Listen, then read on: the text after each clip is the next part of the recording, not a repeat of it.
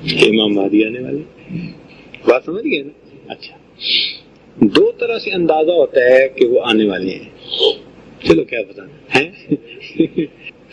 کافی دیر ہو گئی، آپ لوگ دعا کر دیتے ہیں. چلو آپ لوگ گھر جائیں اور آرام کریں ہیں، اپنی اپنی جگہوں پہ جائیں.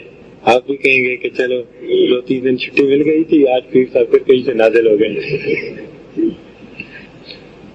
کیا ارادہ ہے بتائیں.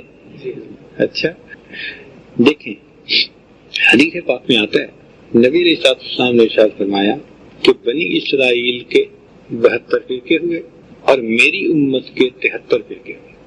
اور اس حدیث میں فرمایا کہ بے شک تم ان کے نقش قدم پہ چلو گے، حتیٰ کہ اگر وہ کسی بل میں گھسے تھے تو تم بھی اسی میں گھسنے کی کوشش کرو گے. حدیث کے الفاظ ہیں کہ اس امت میں اگر کسی نے ماں سے بدکاری کی تھی تو تم میں سے بھی کوئی ہوگا جو ماں سے بدکاری کرے گا. وہی کرو گے تم ان کے نقش قدم پہ. حدیث پاک ہے. اس کا مطلب یہ ہے کہ جو ان کے ساتھ پیش آیا وہی کچھ ہمارے ساتھ پیش آئے. اچھا، اب ان کے ساتھ کیا پیش آیا؟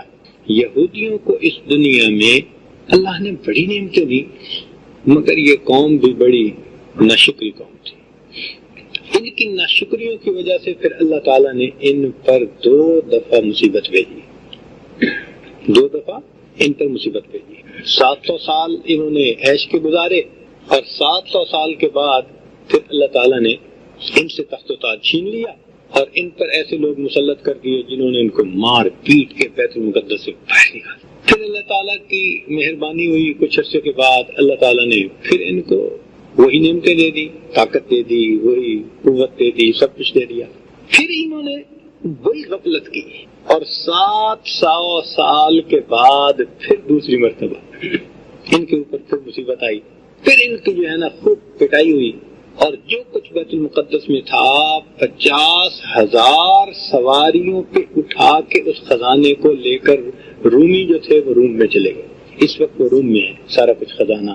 اب جب امام مہدی آئیں گے وہ روم کو فتح کریں گے اور روم کا وہ خزانہ پھر بیت المقدس لے کر جائیں گے. یہ پہلے وقت نصر لے کے گیا تھا، یہ کچھ پھر ایک دوسرا.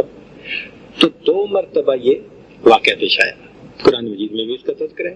فَإِذَا جَاءَ وَعْدُ أُولَاهُمَا بَعَثْنَا عَلَيْكُمْ عِبَادًا لَنَا أُولِي بَأْسٍ شَدِيدٍ فَجَاسُوا خِلَالَ الدِّيَارِ. دیکھا تو قرآن مجید میں بھی اس کا تذکرہ. تو ان پر ذلت کتنی دفعہ آئی؟ ان سے تاج چھین لیا گیا ان کی غفلتوں کی وجہ سے. اب اس کا مطلب یہ ہے کہ پیٹرن ہمارا بھی وہی بننا ہے. پیٹرن کس کو کہتے ہیں انگریزی میں؟ ترتیب، انداز. ہمارا بھی وہی ہونا ہے، حال ہمارا بھی وہی ہونا ہے. چنانچہ اگر آپ غور کریں تو امت مسلمہ پر پہلی مرتبہ جو ذلت آئی من حیث الامہ وہ 7ویں صدی ہجری میں اس وقت آئی جب تاتاریوں نے ان سے تخت و تاج چھینا اور ایک دن میں 4 لاکھ مسلمانوں کو قتل کیا اور پوری دنیا میں مسلمانوں کے پاس کہیں حکومت نہیں تھی. ختم. 700 سال کے بعد ایگزیکٹ وہی ہوا 7ویں صدی ہجری. ایسے ہی ہے نا؟ تو 7ویں صدی ہجری میں مسلمانوں کے ساتھ وہی ہوا.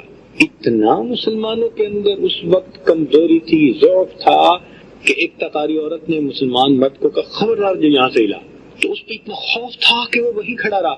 وہ گھر گئی، چھری لے کے آئی اور اس بندے کو قتل کر دیا. اور مسلمانوں کا حال یہ تھا کہ تاتاری کسی شہر جانا چاہتے تھے نا تو وہ پورا شہر ہی خالی کر کے چلے جاتے تھے. تو مسلمانوں کے پاس نہ تخت رہا، نہ تاج رہا، نہ حکومت رہی، نہ خزانے رہے. ذلت کی زندگی. یہ تو اللہ والے تھے جنہوں نے اس دور میں بھی سبحان اللہ کے دین کی حفاظت کی. 2 قوتیں تھیں اور دونوں پوشیدہ قوتیں جن کی وجہ سے دوبارہ اسلام کو قوت ملی. نہ جنگ سے ملی نہ لڑائی سے ملی. ملی تو کس کی وجہ سے ملی؟ 2 پوشیدہ قوتوں کی وجہ سے ملی.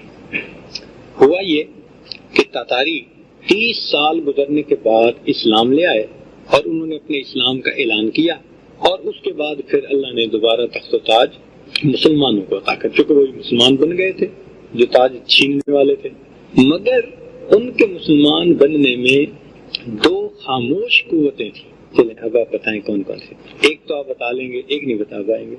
ایک خاموش قوت تو تھی اللہ والوں کی کہ جنہوں نے تاتاریوں کے دلوں پہ توجہات ڈالی, ان پہ اثرات ڈالے, اور ان اللہ والوں کی وجہ سے یہ تاتاری دین کے قریب ہوئے.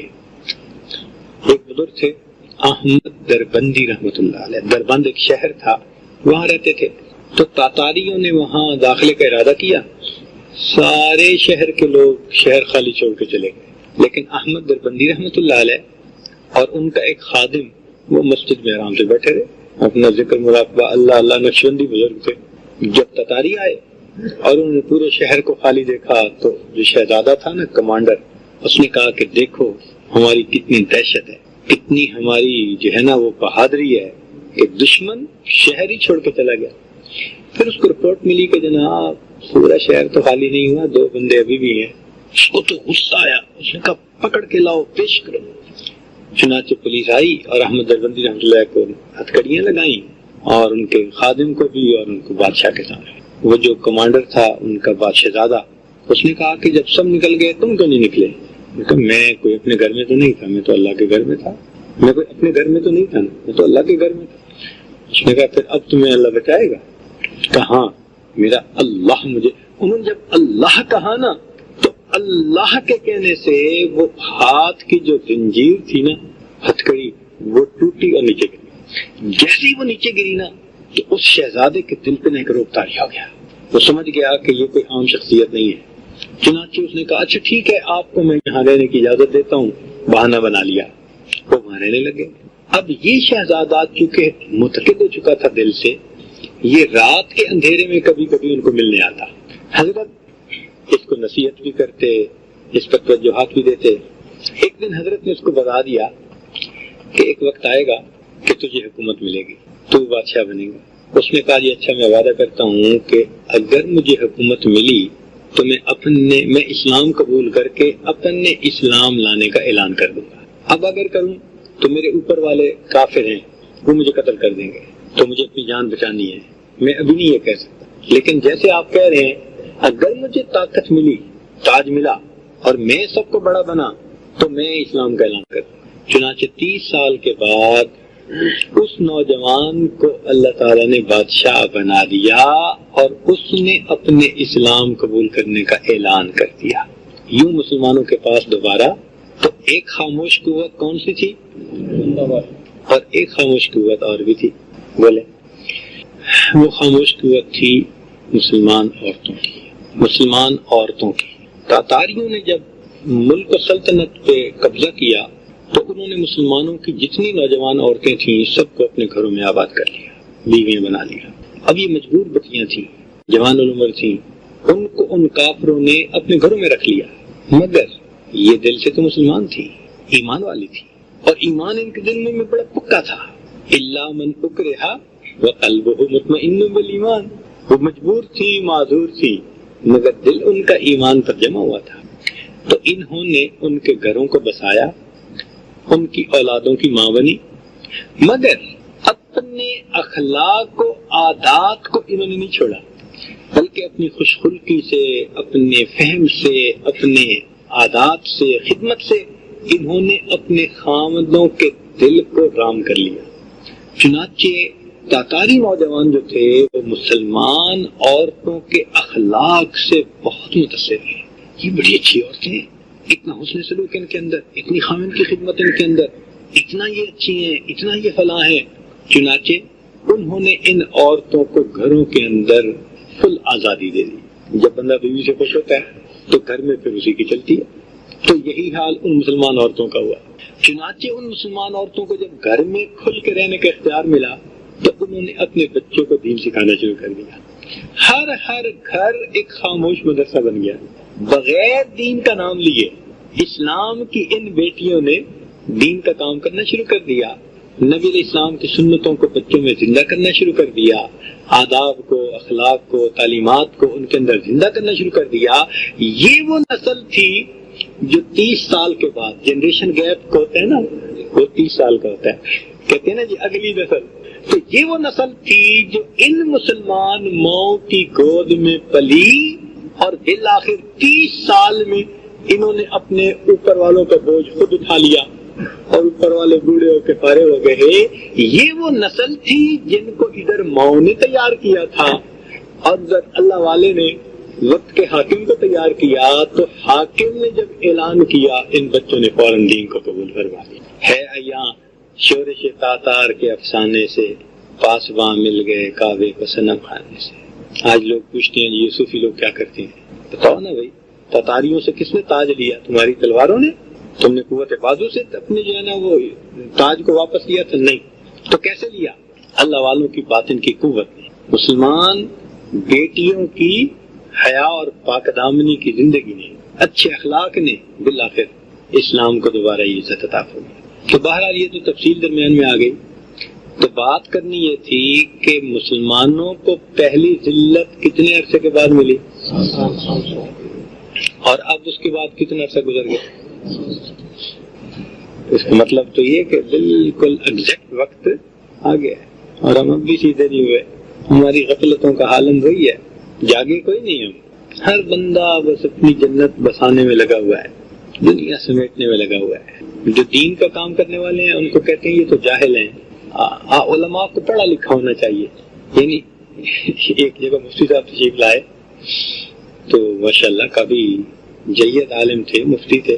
تو جب مل کے گئے نا تو ایک آدمی بیٹھا ہوا تھا، نیا تھا، مجھ سے پوچھا یہ مفتی صاحب پڑھے لکھے ہیں؟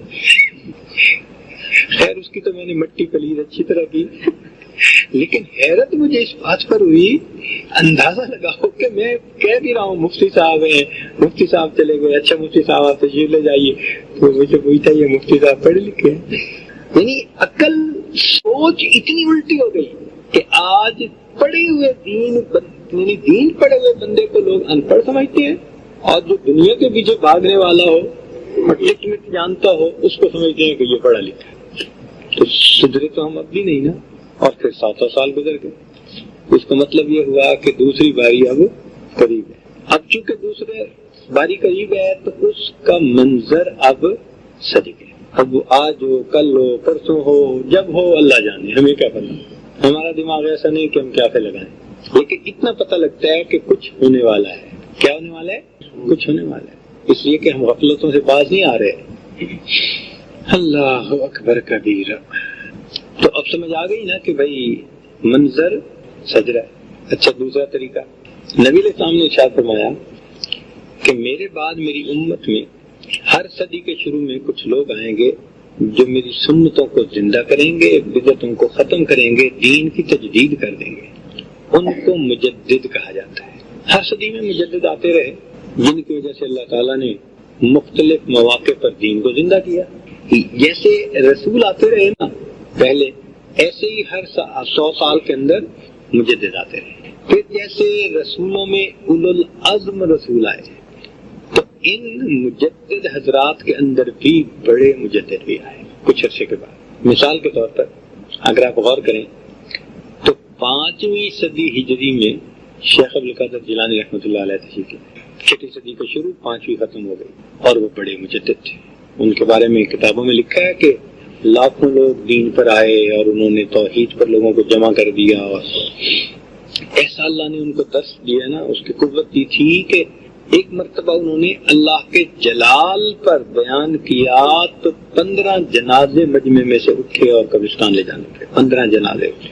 ایسی توجہ تھی، بڑے عجیب حالات. اور واقعی اللہ نے ان کو ولایت کا بڑا اعلیٰ مقام دیا تھا. اور انہوں نے کہا بھی صحیح کہ قدمیہ اعلیٰ، میرا قدم تمام اولیاء کی گردن کے اوپر ہے. اور واقعی اپنے وقت میں ان کا قدم جو تھا وہ تمام اولیاء کی گردن پر.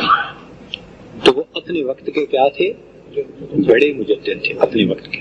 پھر مزید 500 سال گزرے تو 5 اور 5 تو 10ویں صدی ہجری جب ختم ہوئی تو 11ویں کے شروع میں ایک بزرگ پیدا ہوئے جن کا نام تھا احمد سرہندی، اور ان کو کہا گیا مجدد الف مجدد ثانی.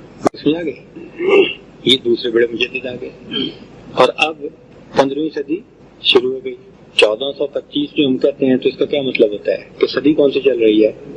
15ویں چل رہی ہے. اب 15ویں شروع ہو گئی تو اب اگلے بڑے مجدد نے آنا ہے اور جو اگلے بڑے مجدد ہوں گے وہ امام مہدی ہوں گے، کیونکہ مجدد ثانی نے لکھا ہے کہ اب میرے بعد جو بڑا کوئی روحانیت والا آئے گا وہی امام مہدی ہوگا. انہوں نے لکھا ہے یہ نہیں ہوگا کہ امام مہدی اور ان کے درمیان کوئی ایک اور مجدد آ جائے، نہیں، بڑے مجدد اور نہیں ہوں گے.